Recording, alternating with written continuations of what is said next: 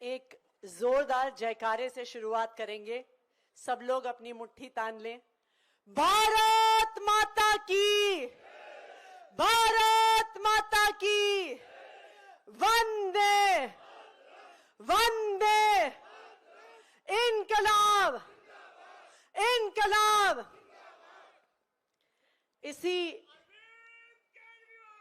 जिंदाबाद, इसी भारत माता के जयकारे से, इसी इनकलाब के जयकारे से रामलीला मैदान गूंजा था, जब दिल्ली भर से, देश भर से आए लोग, जिन्होंने शायद कभी अपनी जिंदगी में अपने घर से, अपने काम से, अपनी नौकरी से बाहर कदम भी ना रखा हो, लेकिन जब एक भ्रष्टाचार विरोधी आंदोलन की शुरुआत हुई, एक भ्रष्टाचार के खिलाफ लोकपाल कानून के आंदोलन की शुरुआत हुई, तो देश के चप्पे चप्पे से लोग अपने घरों से बाहर निकले, बदलाव के लिए बाहर निकले, एक बेहतर सरकार के लिए बाहर निकले।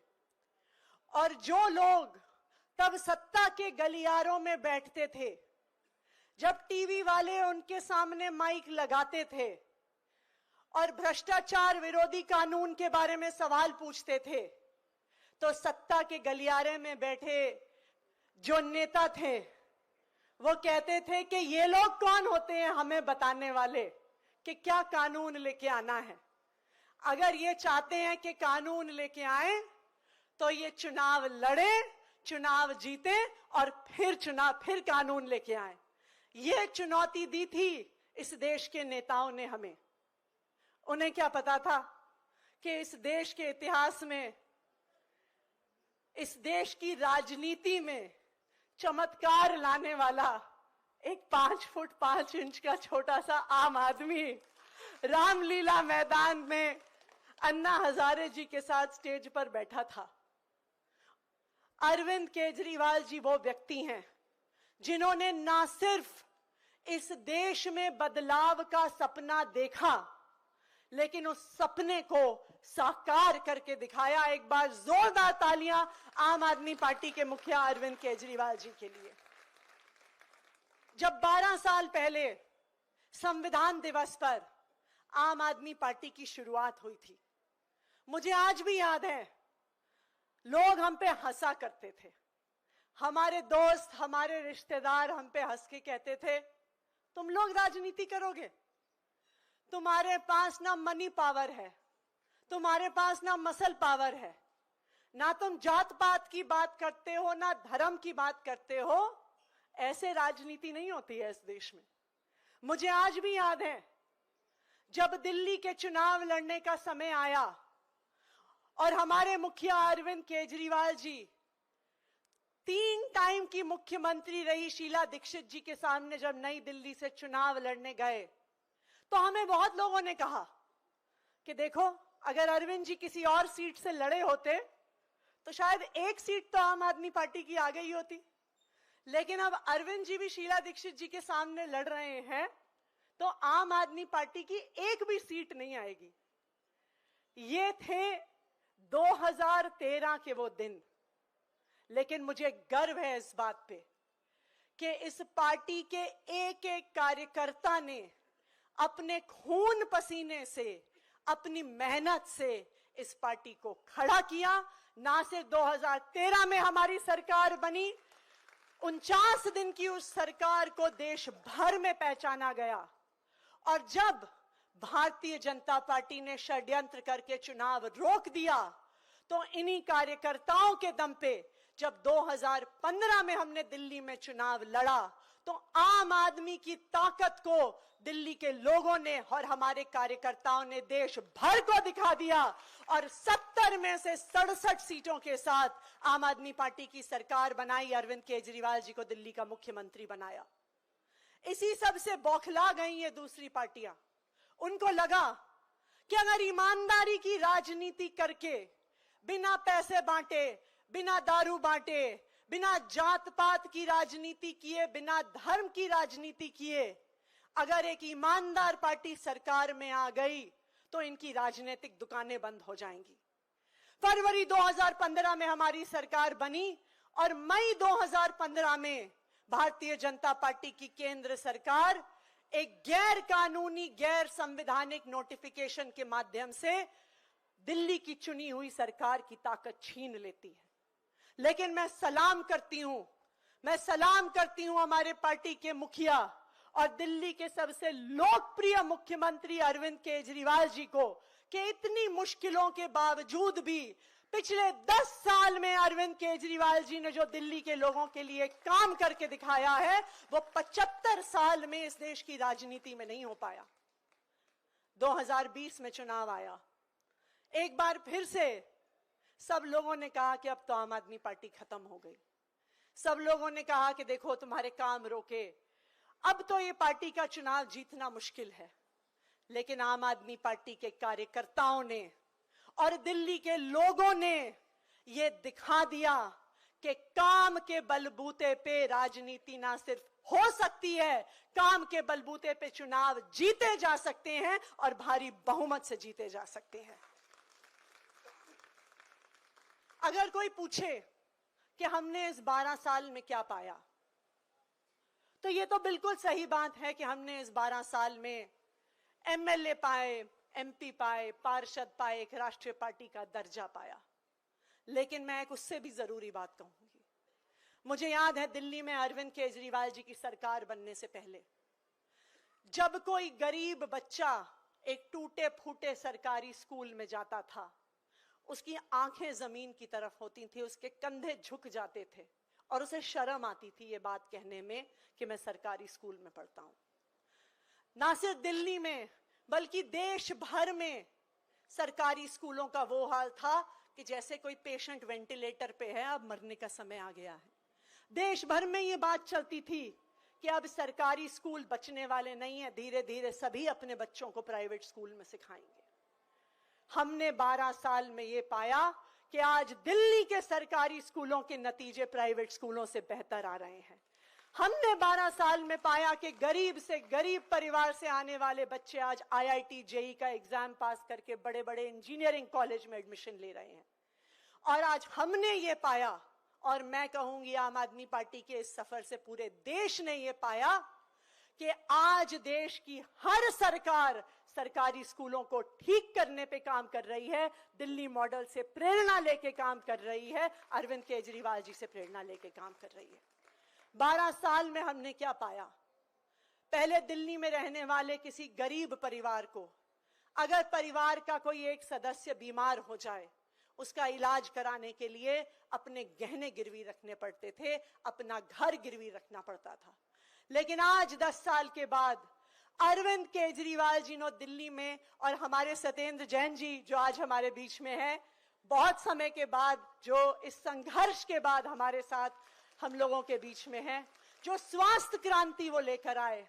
आज दिल्ली में गरीब से गरीब परिवार का व्यक्ति जब बीमार होता है, चाहे 1000 रुपए का इलाज हो, चाहे 1 लाख रुपए का इलाज हो, 1 करोड़ रुपए का इलाज हो, सारा पैसा दिल्ली सरकार देती है, उसको 1 पैसा भी खर्च करने की जरूरत नहीं है।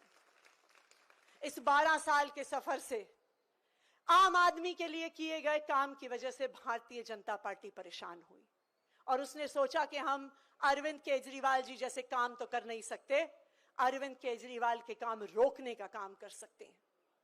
पिछले 2 साल से अरविंद केजरीवाल जी को, आम आदमी पार्टी को परेशान करने में उन्होंने कोई कसर नहीं छोड़ी। उन्होंने सत्येंद्र जैन जी को जेल में डाला, मनीष सिसोदिया जी को जेल में डाला, संजय सिंह जी को जेल में डाला और एक झूठे मुकदमे में हमारे मुखिया अरविंद केजरीवाल जी को भी जेल में डाला। मैं सलाम करती हूं आम आदमी पार्टी के सभी नेताओं को, उनके परिवारों को, हमारे विधायकों को, पार्षदों को और आम आदमी पार्टी के एक एक कार्यकर्ता को कि जितना जुल्म आम आदमी पार्टी पे हुआ है, शायद इस देश के इतिहास में किसी पार्टी पे नहीं हुआ, लेकिन आम आदमी पार्टी टूटी नहीं, दबी नहीं, जुटी रही एक साथ और संघर्ष में लगी रही। और अब मौका आ गया है, फरवरी में दिल्ली में फिर से चुनाव है। एक बार फिर आम आदमी पार्टी के एक एक कार्यकर्ता को इस तानाशाही सरकार को दिखाना है कि तुम हम पर कितना भी अत्याचार कर लो, हमें दबाने की कोशिश करो, हमें तोड़ने की कोशिश करो, लेकिन आम आदमी पार्टी के कार्यकर्ता अरविंद केजरीवाल जी के सिपाही हैं, हम भगत सिंह के चेले हैं। तुम हमें दबा नहीं सकते, हमें तोड़ नहीं सकते। और फिर से फरवरी के चुनाव में हम सब मिलकर अरविंद केजरीवाल जी को चौथी बार भारी बहुमत से दिल्ली का मुख्यमंत्री बनाएंगे। ये आम आदमी पार्टी के सभी कार्यकर्ताओं का प्रण है। बहुत बहुत धन्यवाद। जय हिंद, जय। Swami Vivekanand Subharti University, one of the leading universities of North India.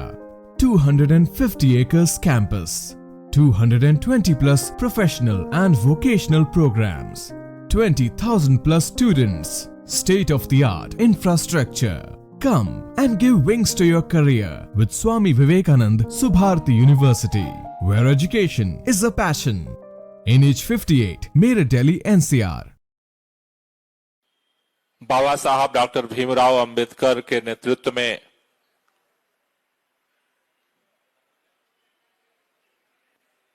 Bharat के संविधान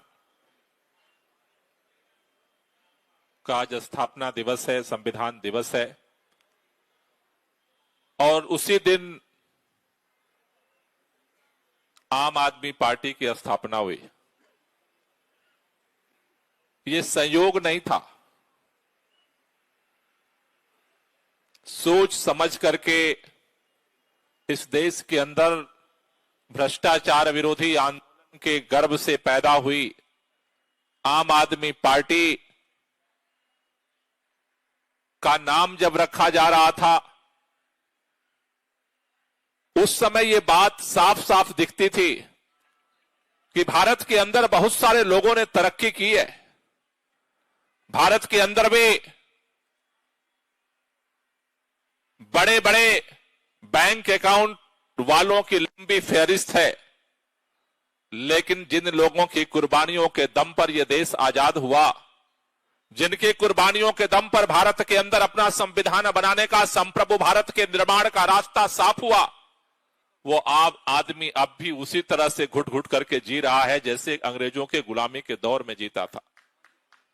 इसलिए अरविंद केजरीवाल जी ने दो निर्णय लिए। एक, पार्टी का नाम आम आदमी पार्टी होगा और आम आदमी पार्टी बाबा साहब भीमराव अंबेडकर के जो सपने थे, जिसको उन्होंने प्रस्तावना के रूप में भारत के संविधान में सबसे पहले पन्ने पर अंगीकृत किया, अंकित किया, उस प्रस्तावना को, उस लक्ष्य को हासिल करने के लिए आम आदमी पार्टी का स्थापना जो है उस संविधान का संकल्प लेकर के 26 तारीख को किया गया। हमें इस बात की खुशी है कि अरविंद केजरीवाल के नेतृत्व में भारत के अंदर जो संविधान के दिवस के अवसर पर आम आदमी पार्टी बनी। आमतौर पर लोग कहते थे, जब भ्रष्टाचार विरोधी आंदोलन जब चल रहा था इस देश के अंदर, भ्रष्टाचार के खिलाफ जब लड़ाई आगे बढ़ रही थी, तो बहुत सारे लोग कहते थे जब तक लोगों को सत्ता नहीं मिलती है तब तक सभी ईमानदारी के नारे लगाते हैं, लेकिन जब अवसर मिल जाता है तो बेईमानी के रास्ते खुल जाते हैं। मैं पूरे देश के कार्यकर्ताओं को और देश के निर्माताओं को, देश के स्थापना करने वाले आम आदमी पार्टी के सभी वॉलंटियर को बधाई देना चाहता हूं। हिंदुस्तान की पूरी हुकूमत ने सत्ता के संचालन के बाद आम आदमी पार्टी और अरविंद केजरीवाल के घर से लेकर के हिंदुस्तान के कोने कोने, चप्पे चप्पे पर छान लिया।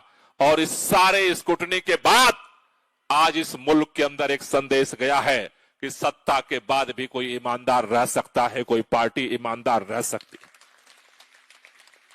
मैं जिम्मेदारी से कहना चाहता हूं, मुख्यमंत्री छोड़ दो, मंत्री छोड़ दो, अगर भारतीय जनता पार्टी के एक पार्षद का भी ईमानदारी से जांच हो जाए, भारतीय जनता पार्टी का एक भी नेता ऐसा नहीं है जिसके आप सबूत न मिल जाए। लेकिन अकेली आम आदमी पार्टी है, इन तमाम तूफानों के बाद भी चट्टान की तरह सीना तान करके खड़ी है।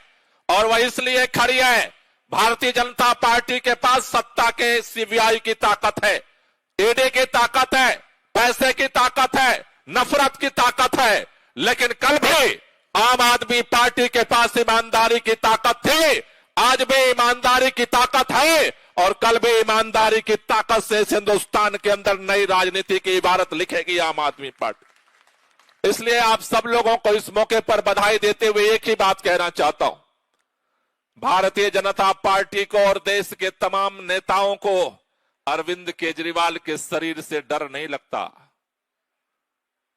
इन सभी हुक्मरानों को अरविंद केजरीवाल के विचारों से डर लगता है, क्योंकि इस शख्स ने इस देश की राजनीति, जब लोगों ने मान लिया था राजनीति में कुछ नहीं हो सकता है, इस देश के अंदर, दिल्ली के अंदर से उम्मीद की एक किरण जलाई है। चारों तरफ तूफानों के बीच में पहला तो यही संकट था कि किरण जलेगी कैसे, दिया जलेगा कैसे उम्मीद का, लेकिन जलने के बाद सबसे बड़ी चुनौती थी कि इस जलते दिए को कैसे बुझाया जाए। लेकिन अरविंद केजरीवाल ने उम्मीद की दिया जलाई भी, उम्मीद का दिया बचाया भी। और आप सबसे मैं यही बात कहना चाहता हूं, आज स्थापना दिवस के अवसर पर पूरा देश एक ही चाहत रखता है कि दिल्ली के अंदर जो राजनीति में नई उम्मीद का दिया जला है, ये पूरे मुल्क को रोशन करे। लेकिन कुछ लोगों की जिद है कि ये दिया दिल्ली में बुझ जाए।